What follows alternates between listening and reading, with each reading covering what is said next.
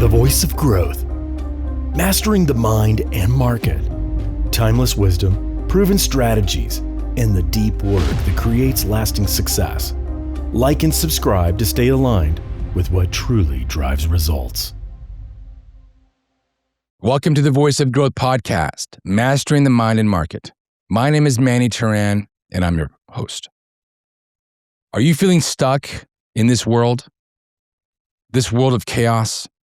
This world of war? This world of political strife and corruption? This world where there's poison in the air, poison in the water. We have AI coming to get us. We are connected in ways we've never been connected, but at the same time, we're facing a loneliness epidemic. This is the modern condition where we are overinformed, we are underdirected, we are constantly connected, but rarely focused. When everything feels important, nothing seems actionable. We feel stuck. We feel we don't know what to do. I've got 4 things to share with you today that are going to help you break through this and give you peace, give you a sense of purpose, and mute all the madness that surrounds you. Imagine if Marcus Aurelius was brought back to life and sat in this chair as a podcast host. What would you say about wars, political corruption, famine, disease, economic strife, all these impending issues? He would say, "Welcome to Rome on a Tuesday morning." The thing is that as emperor of the Roman Empire, he dealt with so many issues. And the crazy thing is, the world has always been unstable. The world has always been faced with massive, massive issues. We living in the 21st century have this amazing opportunity to not have to live with people dying around us because they can't eat, or that people are dying everywhere because of disease. We have running water. We have hot water. We live better than many of the monarchs did for the entirety of the human existence. In any small town in America, any small town in Italy, people live better than the elites did back in the day because we have penicillin, we have science, we have medicine, we have information. But all these things, as amazing as they are, can also consume us, can also provide and give this giant heavy blanket that we feel sometimes suffocated by. The thing is, there was never a perfect time. We have this fallacy that, well, back in the day, back in the 50s, back in the whatever it is, that it was better than it is today. The thing is Rome, the Renaissance, the Industrial Revolution today, it's all the same. Every generation believes that it's witnessing the end. Here it comes, World War I. Here it comes, World War II. Here it comes, the computer, the internet, whatever it is, there's always some impending madness. And we've talked about AI in the past. We've brought in experts, and we understand that now this is a different thing, but it's kind of the same. So the great mistake that we deal with is that awareness does not mean action. We read things online, in the news, social media. There's thousands upon thousands of influencers telling us this is good, this is good. Carnivore diet is the way to go. Oh, no, you got to go vegan. Oh, no, we've got this. Oh, we've got GMO stuff. We have all these things. And frankly, it becomes so much garbage that you don't know what to latch onto. So we have all this idea of awareness. We're aware of the way things operate. And on this side, we have action. What do you do because now you know these things? And there is a disconnect. So are we building? Are we creating? Are we serving? Or are we stuck because of information? Are we stuck because that information is coming to our minds through our ears, through our eyes, through some means, and it's being processed, and then it stops. It doesn't go past that. We feel stuck in our indecision. Information has become a substitute for action. We consume stuff online and we feel that we know things, but it doesn't result in anything in our lives except for stress. Okay. I'm bringing this to the table because people that I know around me have been stifled and have been frozen because of this. They are sitting on a gold mine of opportunities, of so many crazy things, and there's a stagnation that came into being that when that coupled with their own mind caused them to freeze. This has happened to me too. When I've had all these opportunities in front of me, I don't know what to do. But I have done a few things in my life in the past 5 years, 8 years, that have helped me through this. So I coalesce this into 4 actionable things that you can do that will give you a sense of peace, turn down the volume of the noise all around you, make blurry that vivid chaos that we live in so that you can focus on joy, focus on your task at hand, and live a life that is filled with a little bit more peace so that you're not in a frenzy all the time. The first thing to do is to shrink your world. Shrink it. Here's the problem. Human beings with our 350,000-year-old operating system have a hard time with big villages. We were designed, we have this mind that is cool with maybe a couple hundred people in your village, maybe 300, maybe 800 tops. Problem is now that we're surrounded by thousands upon tens upon millions of people that we get isolated by the population. We see things online. These so-called experts are telling us things. Me right now telling you things. And I'm asking you to think. Let it come in. Let it settle. Let it bounce around.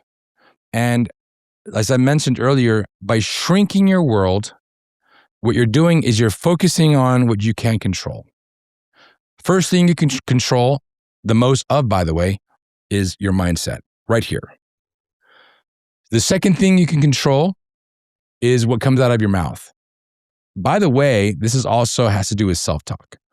Anytime you say, damn, I'm stupid, damn this and that, you're actually beating yourself down. A third thing you can control is your health. What are you putting in your body? What are you eating? What are you consuming? Fourth thing is discipline. What are you doing with your body? Are you moving it? Are you walking? Are you exercising? Are you lifting weights? What's happening there? And all that also is sleep. How are you sleeping? Are you scrolling until 2 minutes before you go to bed?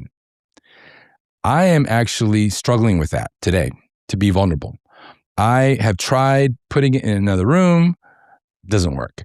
I have tried to separate and give more time before I go to bed. I'm working on it.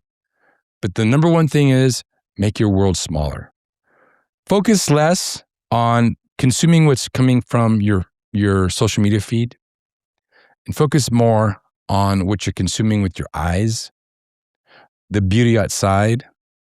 We've talked about stillness and being able to just sit down and absorb and enjoy a meal. This morning, I had a wonderful breakfast at this restaurant, and I fought the urge to take in my laptop. And, I just said, I'm just going to leave it in there, in the car. I'm not going to take it down because I was going to do some work in XYZ. Nope. And then when I sat down, I fought the urge to jump on my phone. I said, you know what? I'm going to leave my phone right here, and I'm just going to sit and enjoy and really be present. And I did. And it was amazing. It was amazing just to sit and do some people watching. When I ate my food, I enjoyed it, the presentation, the textures, and I was 100% present for that meal.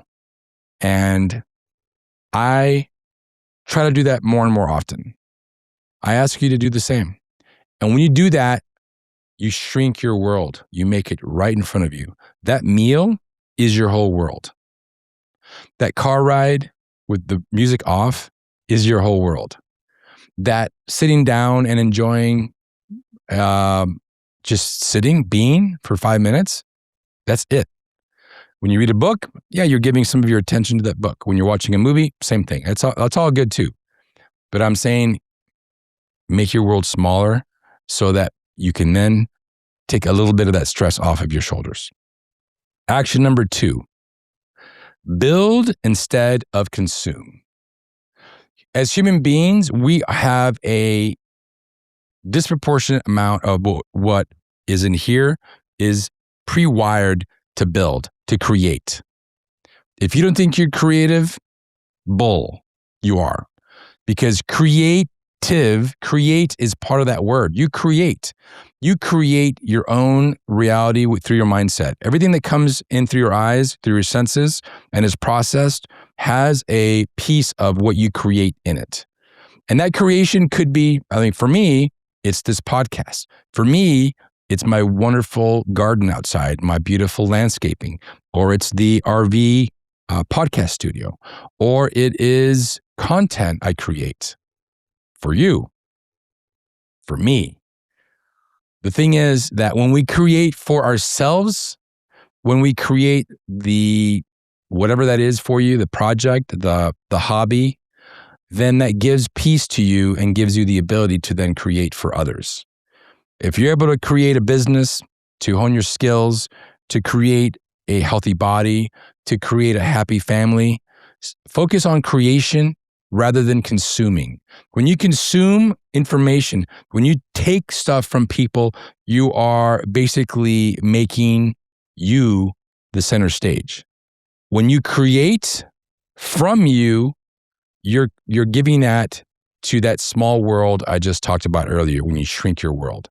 When you have time with your family, when you enjoy time in your community, when you go to a party, when you go and sit at a restaurant, all these things have an element of creation.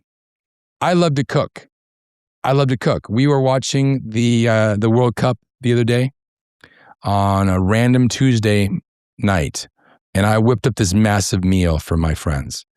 And they were like, what? What is all this? And I said, this is just a Tuesday afternoon for me. I love doing it. And now I've got leftovers and all that. It's great. So by doing so, it gives me pleasure. It's a lot of work. But in that work, I find satisfaction. And creation is the antidote to despair. Goes back to my grandmother, what she said in the past. When you are depressed, when you feel anxiety, when you feel despair, you go out and move. Well, what she's really saying is you go out and you create. Well, how is raking or how is sweeping or how is cleaning creation? Well, it's creating a more beautiful, more clean environment. It's creating peace in your life, because I guarantee you walk into a clean house, you crawl into some clean sheets, you put on some clean, fresh, nice looking clothes, it changes your mindset. There's no doubt. There is scores of data to support this. Try it out. Go out there, buy yourself a new wardrobe, have your car cleaned, groom in some different or special way, get some jewelry, whatever fills you, that part of you. When you walk out of that salon, when you walk out of that store, you're standing a little straighter. When you get in that car after it's been freshly detailed, man, you are on the top of the world. It makes all sense. Create is a superpower. Number 3, train for the future you. Now, that future you is tied to fear. A lot of times we're afraid of what's coming in the future. AI is coming for my job. My boss is out to get me. I might lose my job. I might get sick. I might this, I might that. Well, all these might happen. We're all going to die. We've talked about that. Memento mori. So then instead, focus on training the future you. If you're coming from a long line of heart disease in your family, you better train for the future you of eating the right food that suits your condition, by training your body so that you're supple and you have a strong cardiovascular system. If you're afraid of AI taking your job, double down, triple down on AI and become an expert at AI so that, like I've said many times before, AI will not take your job, but somebody that knows AI will. Be that person instead. Be the person that's going to take jobs because you know AI. It sounds very self-centered, but it's about preservation. It's about giving that attention back to your world rather than focus on the outside world.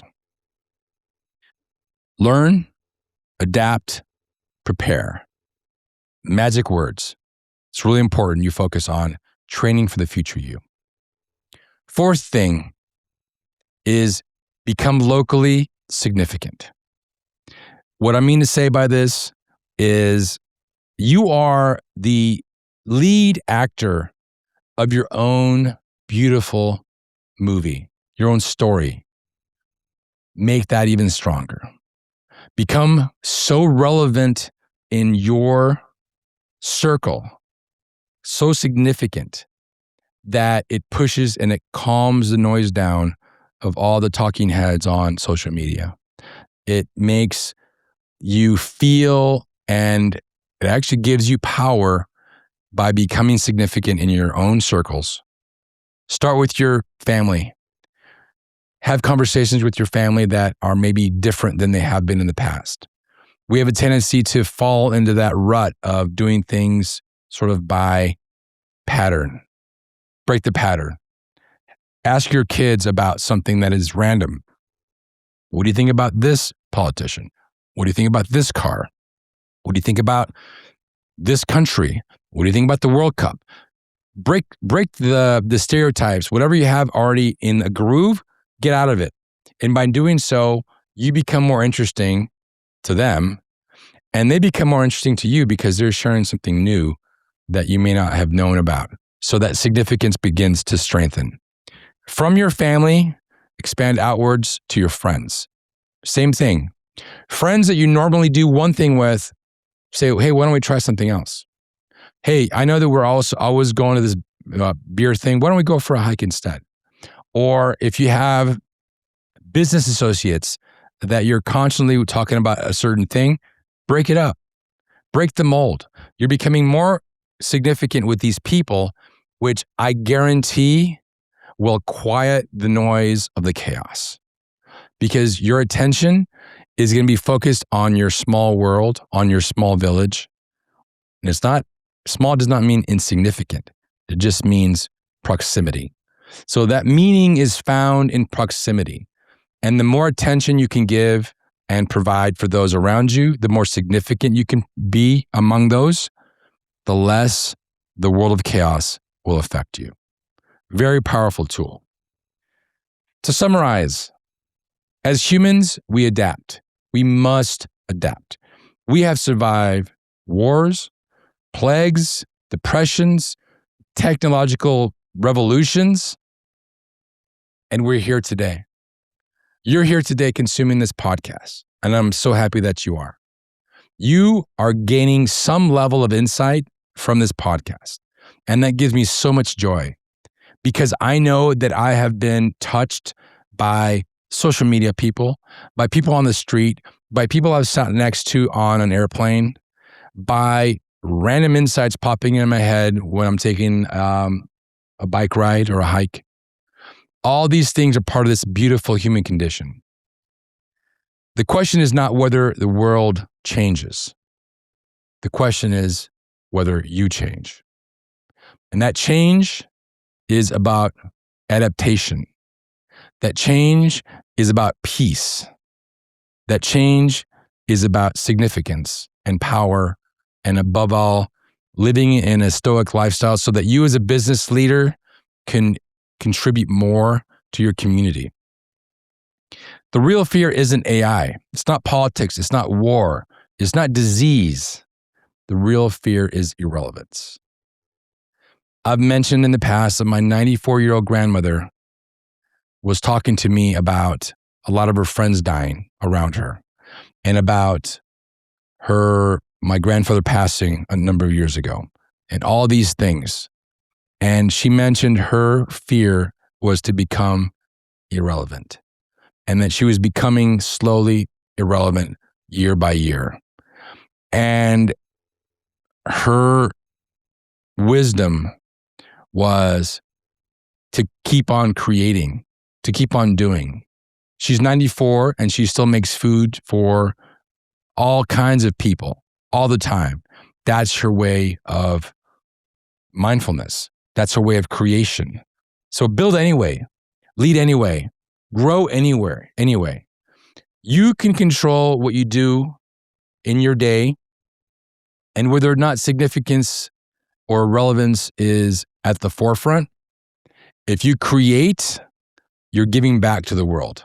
You're providing your beautiful gift to the world, and that needs to be part of what you do. The world is full of chaos.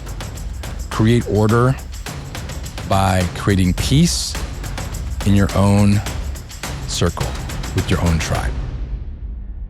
Thanks for listening. Cheers.